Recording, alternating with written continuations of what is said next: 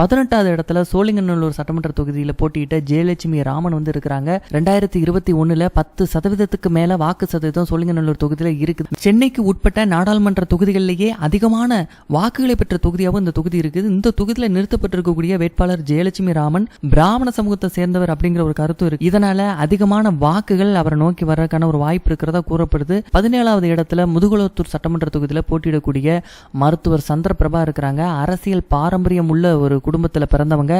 அவருடைய தந்தை வந்து ஜெயபால் அவர்கள் ஏற்கனவே வந்து எம்எல்ஏவா பதவி வகிச்சவர்.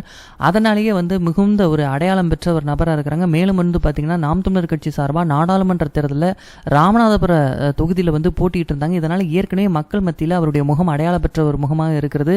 அவரே இப்போ மீண்டும் வந்து ராமநாதபுரத்தில் முதுகுளத்தூர் சட்டமன்ற தொகுதியில் கிளம்புறங்கிறதுனால நிச்சயமா சந்திரபிரபாவுக்கு ஒரு வெற்றி வாய்ப்பு இருக்கிறதா பார்க்கப்படுது. நன்கு படித்தவர், பல மொழிகளில் வந்து கைதேர்ந்தவர்.